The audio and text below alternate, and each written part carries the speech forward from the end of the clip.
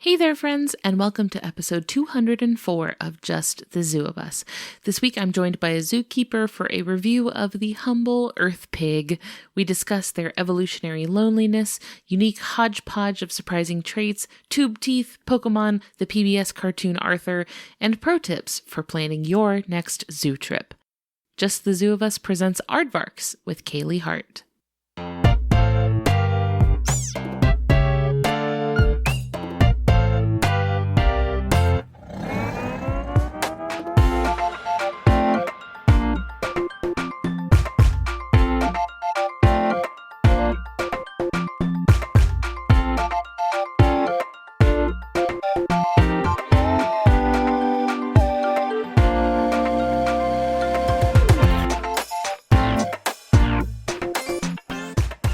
Hey everybody, it's Ellen Weatherford. Welcome back to Just the Zoo of Us, your favorite animal review podcast. I'm really hyped this week, talking to a brand new friend. This week joining us is Kailey Hart. Say hi, Kailey. Hello, everybody. And Kailey, what are your pronouns real quick? Primarily she, her, but I do accept they, them. Thank you so much.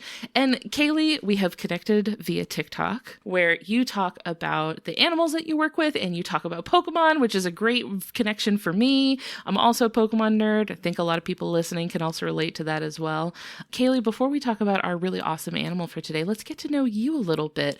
What does your work with these animals look like? I was born and raised in Pinellas County, Florida. Woohoo! Yeah. Represent. Yeah. Sunshine State. I studied zoology at UF, graduated in the year 2020, which was a very interesting experience. Totally normal. Yeah, normal year. Totally normal to graduate in your living room. Completely precedented.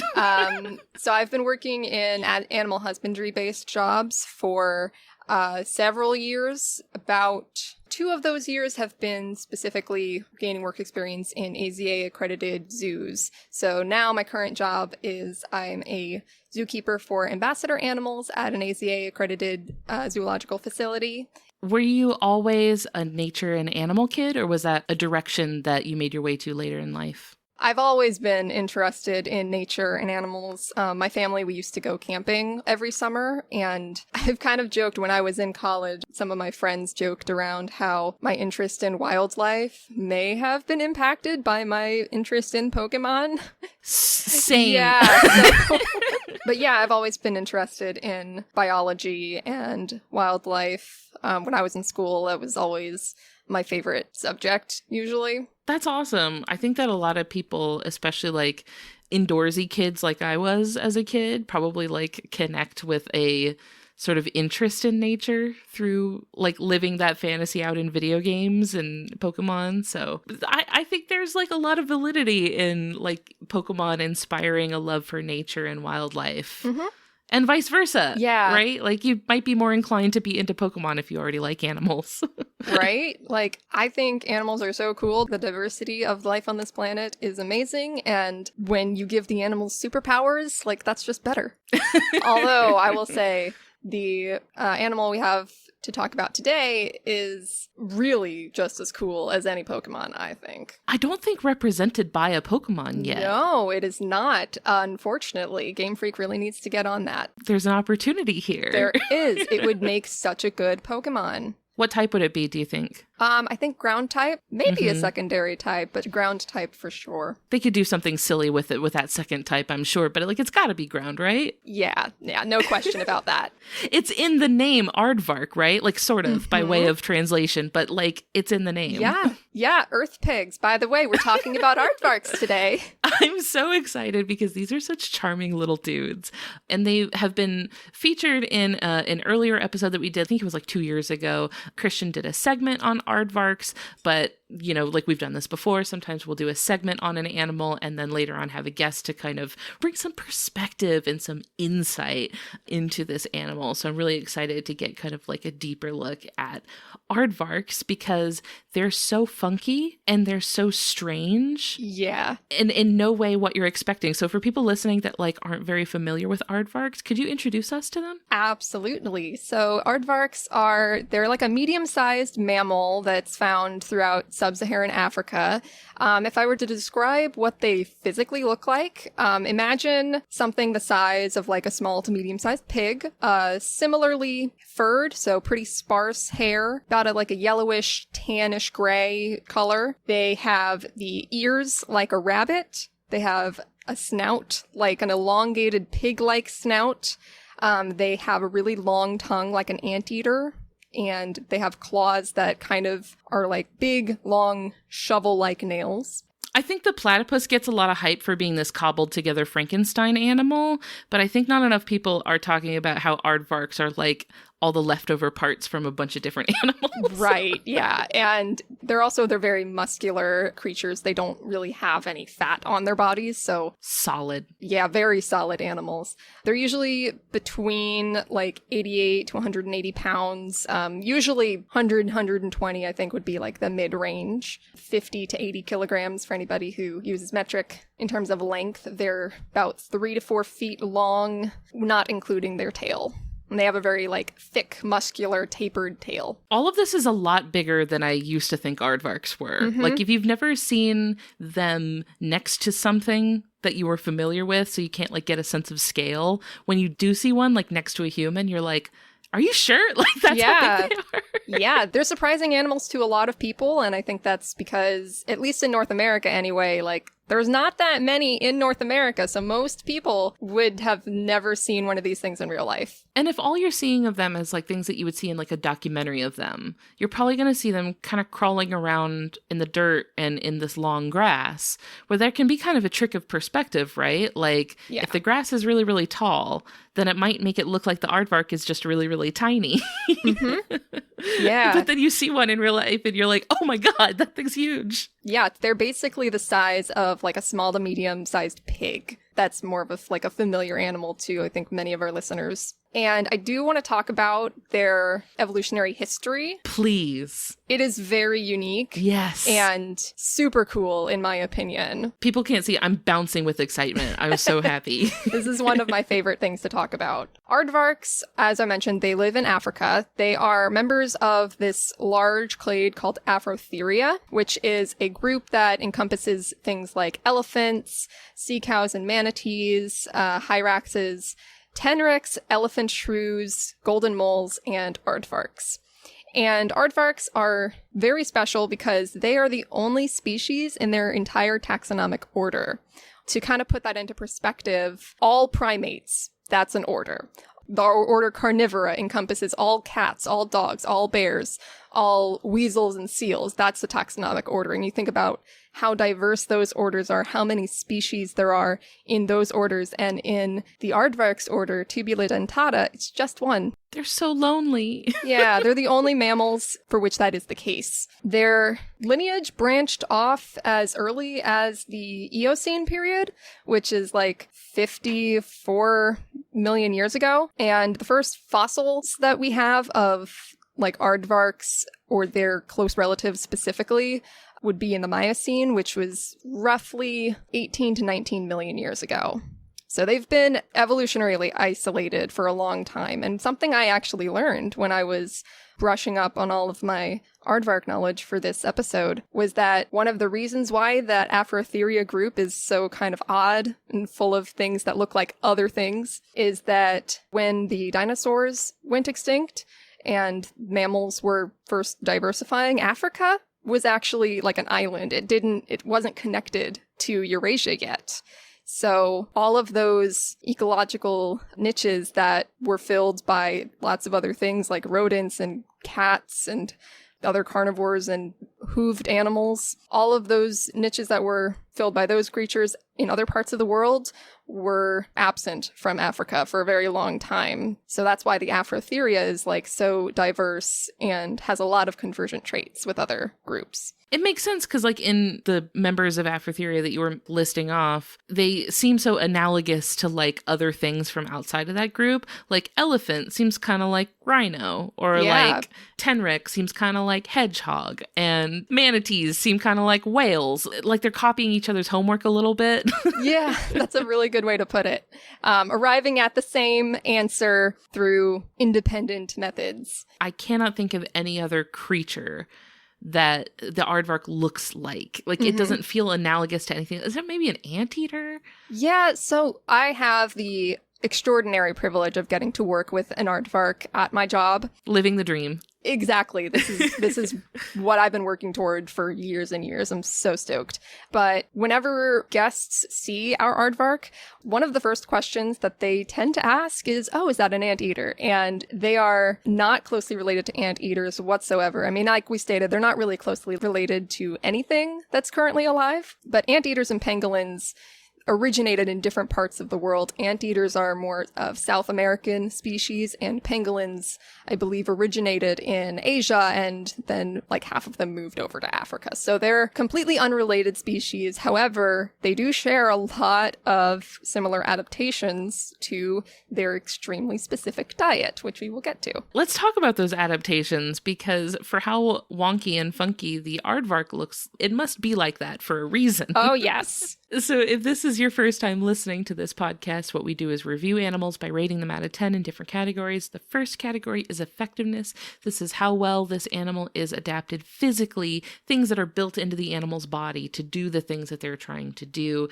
Kailey, what do you give aardvarks out of 10 for effectiveness? So for effectiveness, I rated them a 9 out of 10. That's pretty good. Yeah, because while a lot of their adaptations are shared by other animals, for many of them, aardvarks do it almost the best. Specifically, we'll talk about their diet first. Though they are not related to anteaters, the animal, they are anteaters in terms of they eat ants and termites. Anteaters with a space in the middle. Yeah, anteaters with a space. Eaters of ants. Yes. There's a big, long, fancy, kind of a mouthful word that refers to that sort of diet, and it is myrmecophagous. So they are myrmecophagous animals. I like how ants get their own special word for things that eat them. Yeah, it's not just insectivore, it's myrmecophagous. No, we have to get really granular.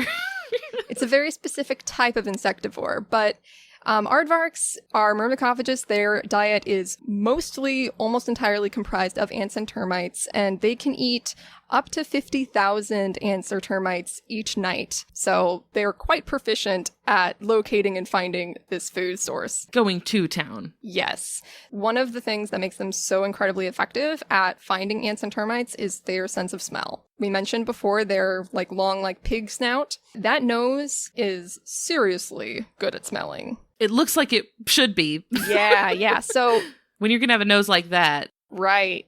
Not only is it like a really long nasal cavity in their elongated snout, but the end of that snout is also very maneuverable. They're able to maneuver the fleshy end of their snout very well, and they can actually push it flat against the ground. I think it's adorable to watch when they're sniffing around, pressing their nose up on everything, looking for cool smells. Reminds me of that thing in SpongeBob where whenever SpongeBob would look at something really closely, he would physically press his eyeballs up against it. They would extend out of his head, and he would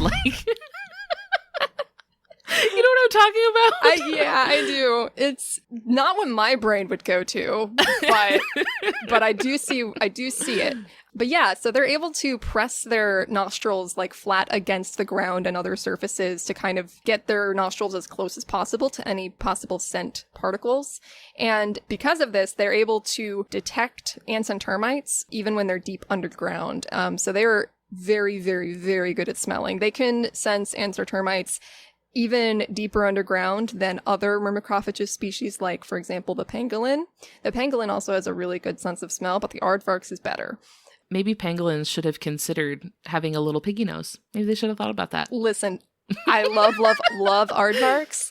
I also love pangolins. They're two of my favorite mammals. So in my mind, it's not a competition. So you have a type. You love the myrmecophagous.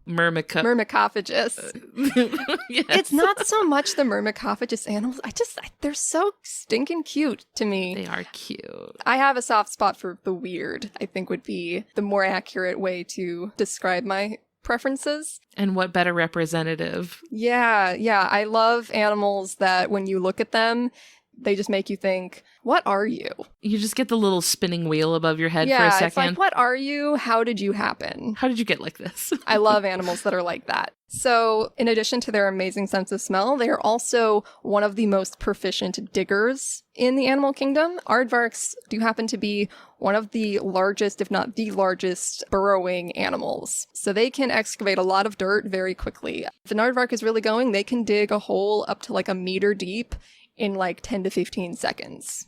Does this make containing them difficult? Does this introduce a challenge? Because I've heard of people struggling with dogs that like to dig their ways out of backyards. Does this introduce a unique challenge to the aardvark in captivity? Yeah, so it is a consideration for sure that has to go into the design of any artificial aardvark habitats. And the solution that we found, at least at my institution, is we have the perimeter of the habitat is concrete down like several feet into the ground. So they would have to be really working on it, get really deep to get around that. We also, as keepers, we do like till the soil, make sure they have lots of outlets so that they wouldn't be motivated to do that. But it is a natural behavior for them. So we like to encourage digging because we always like to encourage natural behaviors. But I don't think there's been any cases, at least not in recent years, of aardvarks digging out. No Shawshank Redemption situations. Yeah, no. So it is a consideration that goes into the habitat design, but not something that's like a huge major problem or anything like that. Just don't put any posters up in their enclosures so they don't have anything to hide the hole in the wall. So I mentioned they have very long shovel-like claws. So their nails, essentially, their fingernails, are very thick, very long, several inches long, and they're kind of spade-shaped, or you think of those like small handheld shovels that you would like use in a garden. They're kind of shaped like that. And so imagine having like 4 of those at the end of each of your fingers. You can move a lot of dirt that way. So when an aardvark is digging, what they will do is they will be digging down with their forelimbs, their front limbs, and then when the dirt is like under them, they'll use their back feet to like kick it out behind them, and then they'll use their very like muscular tail to kind of like level it. So they don't really end up having huge piles of dirt right behind them, which is kind of neat because you would expect if they're moving a lot of dirt, you'd expect it to just be like a big pile, but it doesn't really end up that way. Interesting. And that would also be like a visual indication of where they are too, right? Because like if you can see, oh, there's this giant pile of dirt, must be an aardvark nearby. Yeah. But if they're clearing that away, I don't know if that helps them. I would think it would. I don't know. It might. But on the topic of their burrows, so they live in burrows. They sleep there during the day, and then they're more active at night. They are nocturnal animals. And they only stay at one particular burrow for between a few days to a couple weeks. Usually, after a week or two, they're gone and they're heading somewhere else to make a new burrow somewhere else. So they end up leaving throughout, like you can imagine, throughout an aardvark's entire lifespan, which in the wild is usually between 15 and 20 years, and in human care it can be a little longer, 20 to 25 years. But throughout their entire lifespan, they're digging a lot of burrows and leaving a lot of burrows. And so other animals are able to use these burrows for themselves. So think about like any kind of small or medium-sized animal that might enjoy having a burrow to hide in, and they probably use aardvark's burrows if they're in Africa. So even things like hyenas and lions have been known to use abandoned aardvark burrows. So it's free real estate. Yeah. yeah, it really is. Aardvarks they're not endangered. They're very plentiful. They're found throughout sub-Saharan Africa. But even though they are not endangered themselves, anything that negatively affects them can negatively affect a bunch of other species. So I don't know if they're officially labeled as a keystone species, but they do function similarly. That digging also is incredibly helpful, not only for making shelter for themselves, but also for reaching their food source. So we mentioned they eat ants and termites. They have to be able to access ants and termites. So those claws, they're very hard and very strong, very resistant against breaking, and that's very helpful for them because they're able to break into like concrete hard termite mounds. And these are the same kinds of termite mounds that like large animals, like even elephants, kind of use as scratching posts because of how sturdy they are. But aardvarks can break into them. So they'll break into a termite mound or dig up an ant colony, and then they'll use their very long, sticky tongue to get at all those bugs. Their tongue it can get 11 to 12 inches long, and it is covered in this really thick, really sticky saliva. If anybody has watched How to Train Your Dragon, and there's that one line that Hiccup has whenever Toothless is like licking him affectionately, and he's like, that doesn't wash out, buddy. Aardvark saliva is kind of like that. It requires a lot of soap and a lot of elbow grease to clean it off of things. Gnarly. But it's really, really good for trapping ants and termites. I was thinking that getting the ants out of the colony would be like a boba straw, but it sounds like it's more like Fun Dip. Yeah, that's a really good analogy. It is more like Fun Dip. Stick a sticky... you stick a sticky stick in there. You stick a sticky stick in there, and the things stick to it, and then you can retract it up into their mouth. And one thing that makes the aardvark different from anteaters and pangolins is they do have teeth in their mouth. They have some premolars and molars, and their teeth are very unique as well. But they don't use them to chew up the ants and termites. They just swallow the ants and termites whole, along with little bits of gravel and dirt that, get caught up in the process. And their stomach, the wall of their stomach is very thick and muscular, and it acts kind of like a gizzard and kind of grinds up the food like in the stomach, which is brutal.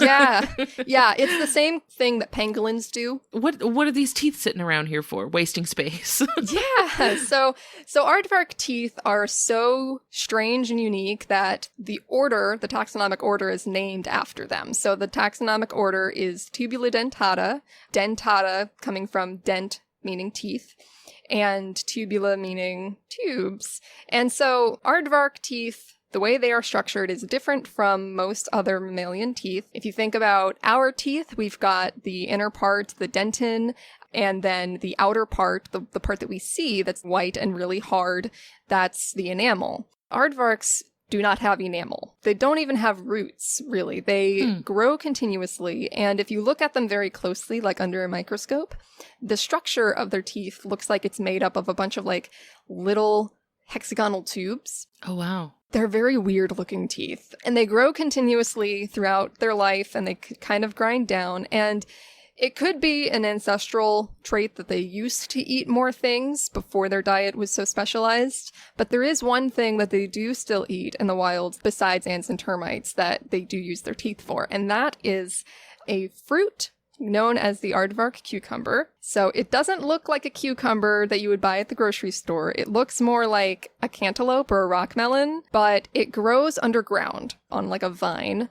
And this plant kind of has a symbiotic relationship with the aardvark. The aardvark is the only animal that's known to eat these fruits, and the seeds of this plant need sunlight to germinate, but the fruit grows underground. So aardvarks are able to find these fruit and dig them up and eat them and then disperse the seeds elsewhere. That was really wild when I found that out. So that they do use their teeth for that occasionally. It's not like a huge part of their diet. It sounds like the aardvark is maybe the only thing that can get to these things. Yeah, like I said, it's the only animal that we know eats them, and we're not 100% sure like why the aardvark would eat them aside from maybe like the water content during times of drought. But in terms of like water intake, they get most of the water that they need from the insects that they eat. So even in a zoo setting, they don't, like, we always, of course, provide water for them. I've never seen our aardvark actually drink from a water bowl.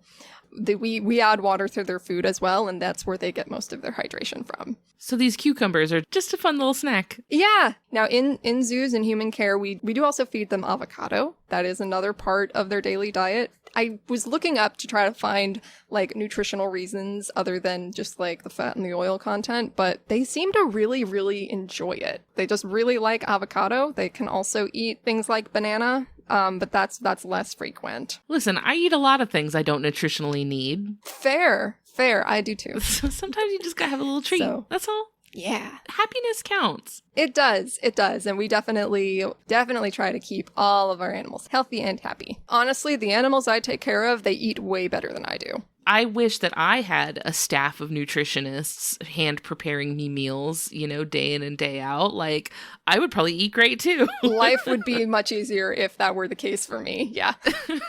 Yeah. So there was one more thing that I wanted to talk about in terms of like the effectiveness category. So we talked about their adaptations for finding food, for accessing food.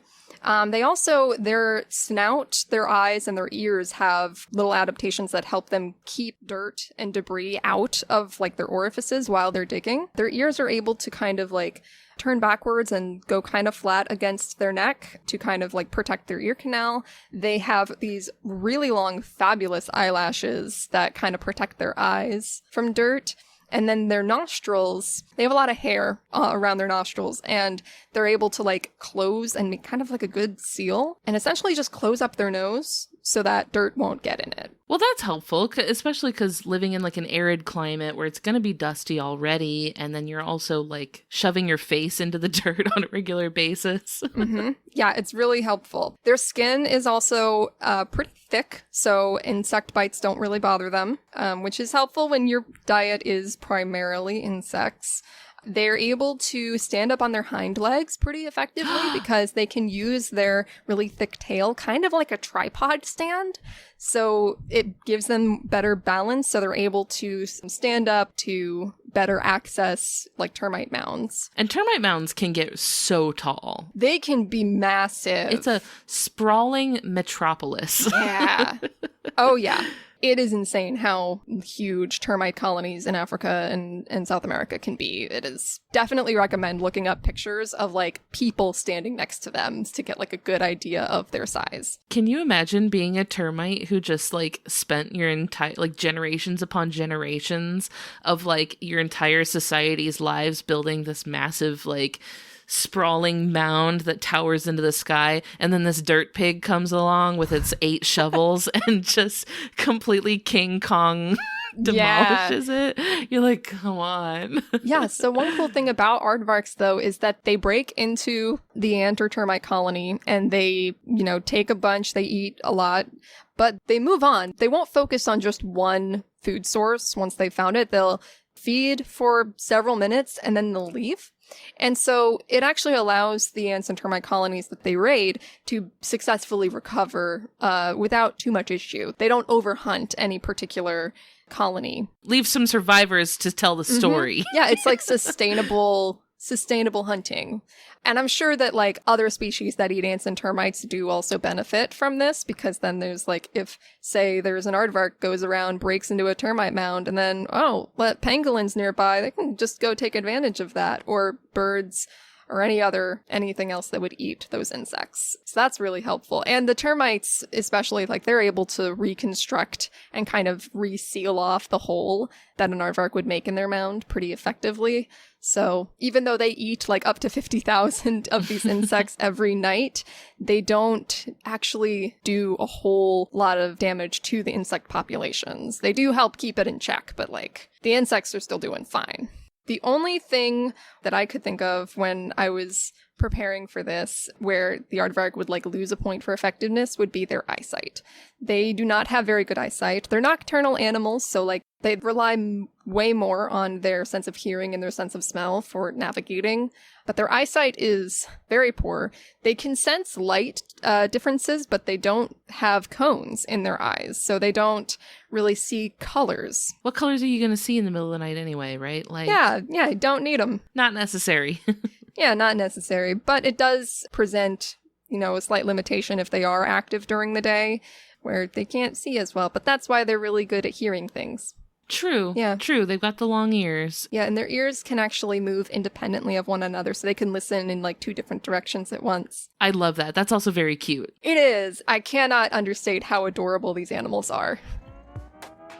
Hey there, we're going to take a quick break to hear from a couple of our friends on the Maximum Fun Network. When we get back, we are talking ingenuity and aesthetics for aardvarks, so stay right here. The Greatest Generation, Maximum Fun's irreverent, filthy-mouthed Star Trek podcast, is a big deal. How big? It's the only Star Trek podcast big enough to have a live show tour, and we are inviting all Star Trek fans and Max Funsters everywhere. We're calling it the Share Your Embarrassment Tour, and we're going to celebrate and roast Star Trek V. That's the one where they kill God.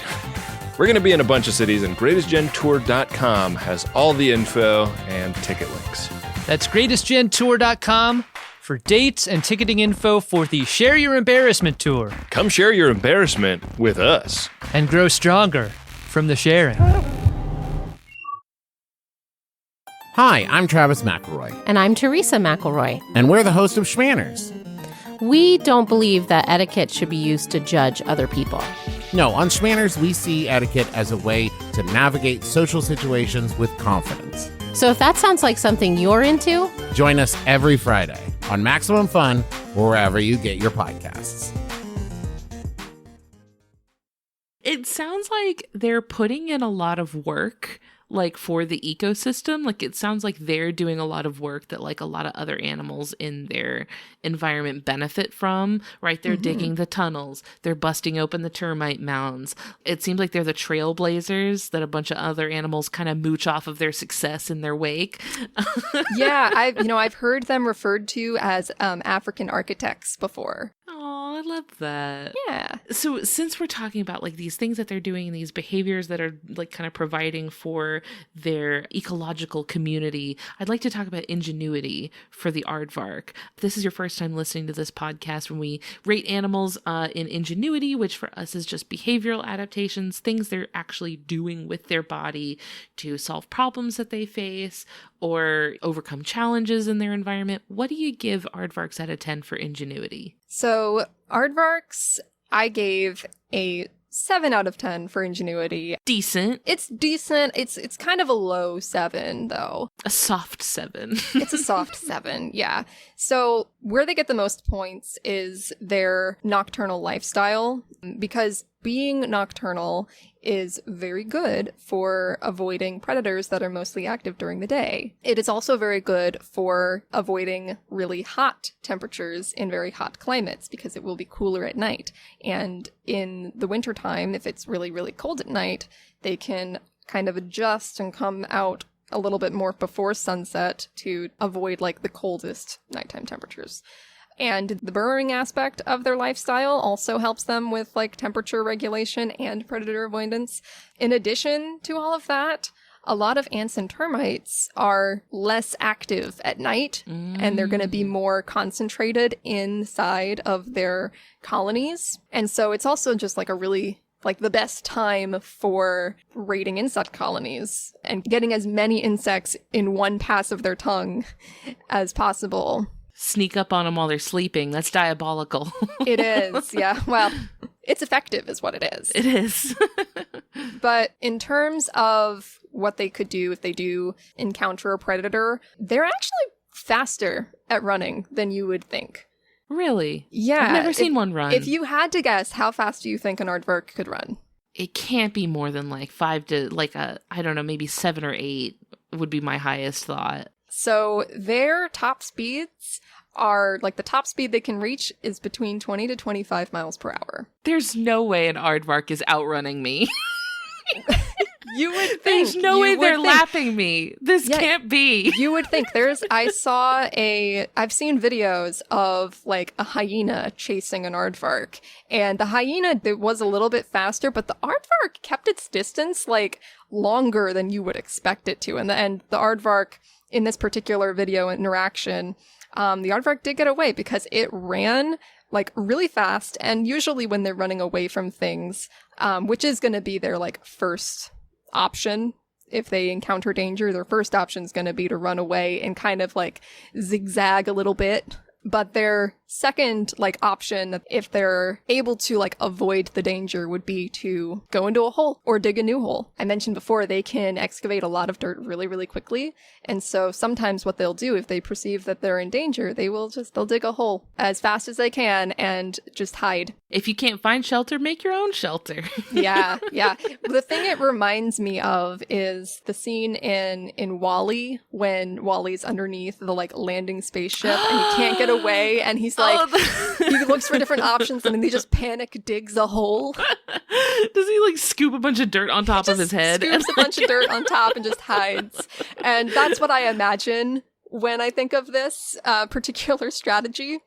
It doesn't look quite like that, but it is impressive how quickly they can get underground. Like I said, they can excavate a meter of dirt every 10 to 15 seconds. It reminds me of if anybody has ever been playing the first night of Minecraft and you don't have a base yet, but there's a zombie coming, so you just dig directly beneath you and then just dig. Put dirt blocks around you and then just sit there and listen to the zombie until morning.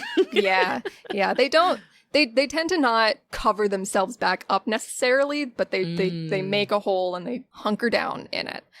One thing that is being kind of studied more, I read a few papers on this topic, is that when food is scarce or there's climate conditions such as droughts that are impacting their food populations of ants and termites, they'll become more active during daylight hours. And it's usually a sign that they're having a harder time finding food throughout the night. So it's not actually that great of a thing to see more aardvarks being active during the day. It's a struggle move. It's a struggle move, but it is a way that they adapt their behavior to try to overcome a problem. But the reason why I kind of gave their ingenuity a lower, a decent-ish, but a lower score is because a lot of these strategies are not particularly creative. When I think of animals as a whole and the ingenuity in the animal kingdom, when there's things like crows using tools and orcas just flat out having culture and trends and such, and aardvarks don't do that. So I couldn't give them super high, but they're good enough. They have a number of things that they do that help them get by and that help other animals. Do aardvarks get along? Are they cool with each other? That's a really good question. So in the wild, they're pretty much solitary animals. They'll come together for mating purposes, but the males don't stick around. They don't raise their young together. In human care, they are sometimes kept in couples or trios, and they seem to not mind each other. They don't there's not really aggression problems most of the time. So they seem to be pretty chill with each other, but in the wild, it's not something that they would do naturally. They don't Not their favorite. They don't hang out in groups in the wild. They kind of just go their own way. Something that keeps coming up for us that we keep talking about is how darn cute these little things are. They got the little bunny ears. I don't know if the sparse hair is going to do it for everybody. I don't know if that impacts your rating for aesthetics, but for us, our final category that we rate animals on is aesthetics. It's how nice this animal is to look at. What do you give aardvarks out of 10 for aesthetics? Oh, I give him a 9.5 out of 10. Now, the 0.5 is saying something. That's a loud 0.5. It's a loud 0.5. I'm trying not to let my personal bias come through. If I were rating the specific aardvark that I have the pleasure of seeing all the time at my job, she would get an 11 out of 10 because she's perfect. But it's kind of like how your cat is always the cutest cat. Yeah, exactly. So I'm trying not to let that impact my overall rating too much. But for me, the only thing that deducts any points from their aesthetics is the fact that they're not super flashy. Their color is a pretty drab kind of dirt color. Right. So I can definitely see where, and also like you mentioned, their sparse hair, it wouldn't necessarily do it for everybody. And I could definitely see where some other people might not find them as cute as I do. But everything else about them, I just love it. Their cute nose, their fabulous eyelashes. Yes. Oh my gosh, so good. Slay. Absolutely. When they are sleeping, at least the one that I work with, she sleeps in the funniest positions. And she sleeps very deeply too. So it's so funny. It's so cute. I love her. I'm Googling sleeping aardvark, and when you Google sleeping aardvark, there's an assortment of images. I'm sure I'm sure there's an assortment of positions that end up happening. The aardvark that I work with, she likes to sleep kind of on her back a lot. And so her feet will kind of be like up in the air and up in the air, and her, for lack of a better word, like she's dead to the world.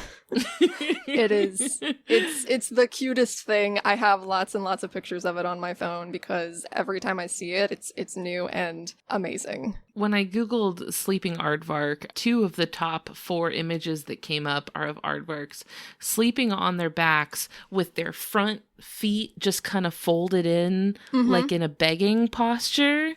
And that's my favorite thing. That's extremely cute. Yeah, sometimes the aardvark at work, she will kind of sleep curled up and like almost folded in half, kind of. Oh.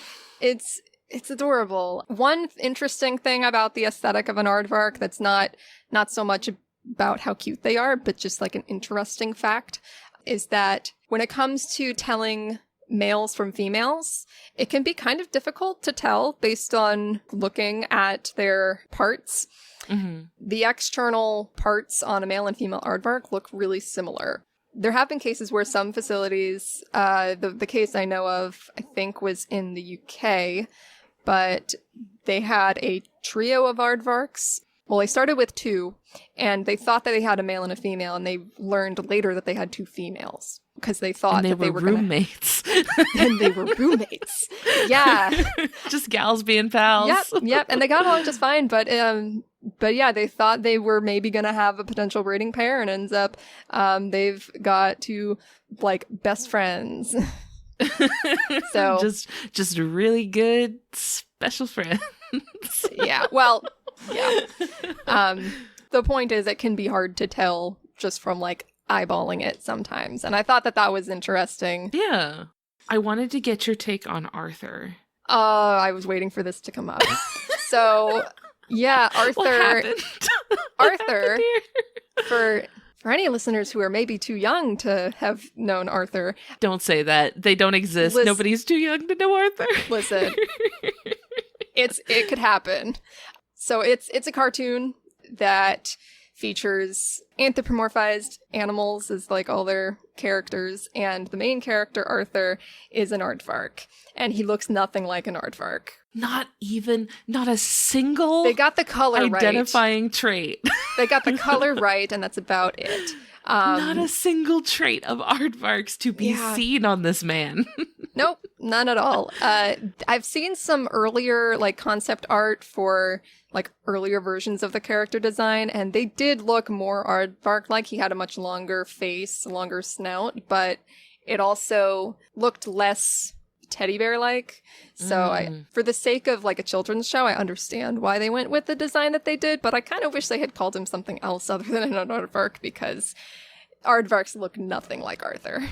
I have Googled early concept art or earlier designs of Arthur. Still not it, I would say. Yeah, it's closer, but it's not quite there. It's basically an anteater is what I'm looking at. Yeah. Still not it. I can see it. A swing and a miss with this one, I'm afraid. I mean, we can still absolve Arthur because Arthur is great and an amazing show and a charming character.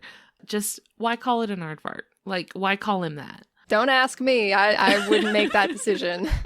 They could have at any point been like, oh yeah, no, maybe he's actually, I don't know, a bear. Yeah. A rodent of some sort. He kind of looks like a beaver. I thought that he was a bear for a long time. Like, I heard Arthur the Aardvark, but for a long time, I didn't know what an aardvark was when I was little. Oh, true. Because, like, it's not a very common animal. Right. And I hadn't heard that word, like, anywhere else. And so, when I was younger, if I had to describe Arthur to somebody, I would have called him, like, bear? I don't know. A mouse, perhaps? A mouse, maybe? Aardvark would be at the bottom of my list. Yeah. Of possible identifications for this creature.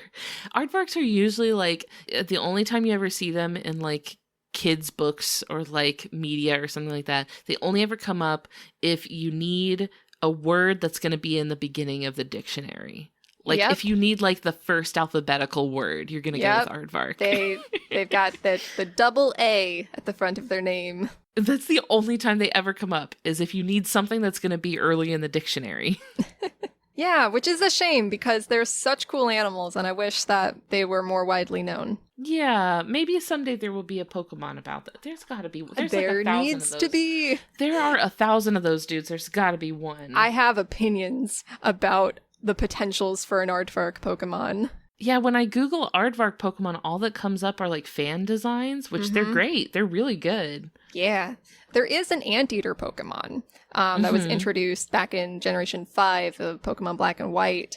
And it was introduced as like part of this pair of Pokemon. So there's the anteater one and then there's an ant Pokemon. And they kind of have that predator-prey relationship. And the ant Pokemon is a steel type. And the anteater Pokemon is a fire type. So they have that like type effectiveness where the fire type's super effective against steel type. But here's the thing.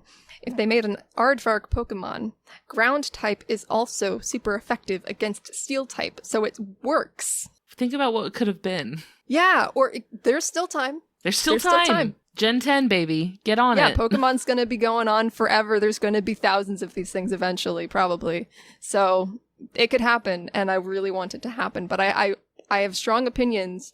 I feel very strongly that when it happens, I want the Aardvark Pokemon to be one of those Pokemon that's just on its own. It doesn't evolve from anything. It doesn't have any evolutions.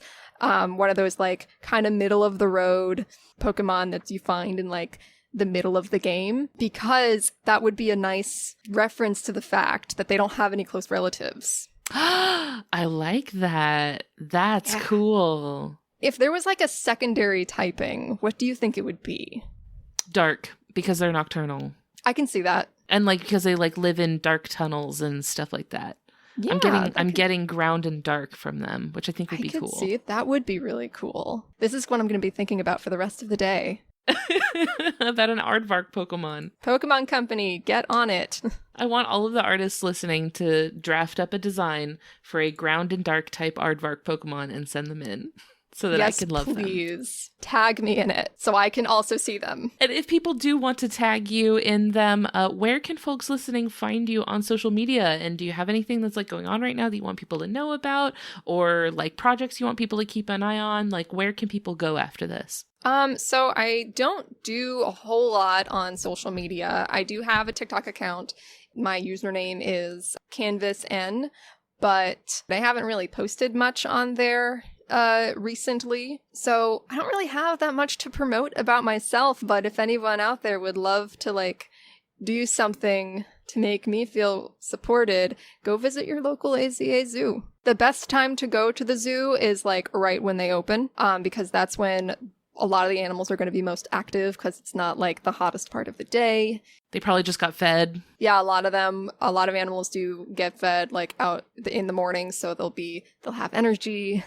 So that's the best time. Also, try to go on a day that like it's not going to be super sunny, but it's not going to be rainy, like kind of overcast is what you're going for. Yes, to staying out of the sunlight. Also, if you can swing a weekday, like Yes. early morning weekday at the zoo, that is like the most incredible vibe you can possibly you'll have the whole place to yourself. It's amazing, I promise. Yeah, that for sure. Unless it's like the middle of summer, in which case Right. it doesn't Every really day matter it's what gonna be day you're crowded. there. But yeah, absolutely. If it's during the school year, try to go on a weekday right when the zoo opens, and you're going to have a great time. When you say AZA accredited, what does that mean? The AZA stands for the Association of Zoos and Aquariums, and it is a non-regulatory but like accrediting organization that essentially gives accreditation to zoological facilities based on the standards of animal welfare that they uphold and their impact and contributions to wildlife conservation. So to put it really simply, if a zoo and aquarium is accredited by the AZA, then you can be pretty confident that the animals are treated really well, and like the animal welfare and conservation messaging is a big focus at that place. Because as I'm sure nobody needs to be told, not all zoos are amazing. So I always recommend looking up, and you can go on the AZA website because they have a website, and you can look up just like the list of accredited facilities. There's a little over 240 AZA accredited facilities. They're mostly in North America, mostly in the United States. And you can look up what the nearest one to you is. So if you're across the seas in Europe, there's also, like, Europe has its own version of the AZA as well. So it's just a way to make sure that the place you're supporting, where your money is going towards good causes, institutions that care about the animals and care about making a positive impact on wildlife. Then you said Jacksonville Zoo. I believe the Jacksonville Zoo is one of the zoos in North America that actually does have an aardvark. So I wanted to share something we're a little salty about, is that yes, they have an aardvark, but you can't just go see it. So we asked one time because we wanted to go to the zoo. Christian had seen on the website that they had an aardvark at the zoo. Christian was like, we're going to see this aardvark. We're not leaving this facility until we see this aardvark because I need to see it. We'd been there a million times and never seen it. So we're like, where are you hiding it? So we looked everywhere. And we could not see this aardvark. So eventually we walked up to someone who worked at the zoo. We were like, where is this aardvark? I've looked everywhere. I can't find it. They're like, oh, it's one of our educational outreach animals, and we keep them in a building. And then I guess they get them out for presentations. Yeah, so that would be an example of an ambassador animal. And that's actually the kind of, I guess, the category of zoo animal that I work with. Ambassador animals, they live behind the scenes, and they get more privacy from guests than, the other animals throughout the zoo. And the trade-off there is they do come out for educational programs, and if you're lucky enough to catch one of these educational programs or special events, you might get to be a little bit closer to this animal. It works a little bit differently at every facility, but that's the general structure of ambassador programs. They're not ambassador animals at every single zoo. There are some zoos that do have them as exhibit animals that any regular guest could see. So what we've just described is not the case everywhere. Someday, I'm holding out hope. It's going to happen. I'm going to see one. I'm rooting for you. I'll find one. Thank you so much for your time and your passion for these animals. I think people listening will feel inspired to love the weird critters out there, like aardvarks. Yes. Love the weird little guys. Weird ones are the best. They're all the best, but I like the weird ones the best. Some of them are a little bester than others. Well, Kailey, thank you so much for your time. It's been a delight. We will talk to you later. Bye. Bye. Thank you so much for listening, friends. I hope that the humble dirt pig has rooted and burrowed its way right into your heart. If you liked what you heard, I hope you leave behind some kind words for us in a review on your podcast app of choice. We read them all, and they make us very happy and keep us motivated. If you want to hang out with us online, we're on Facebook, Instagram, Discord, and TikTok. Links to everything will be in the episode description. You can send me an email at ellen@justthezooofus.com if you have a cool animal you'd like to hear about on the show. We'd like to thank Maximum Fun for having us on their network alongside their other wonderful shows like the ones you heard promos for here today. You can check those out and learn more about the network and how you can be a part of supporting our show over at MaximumFun.org. Finally, we would like to thank Louis Zong for our theme music. That's all for today. See you next week. Thanks. Bye.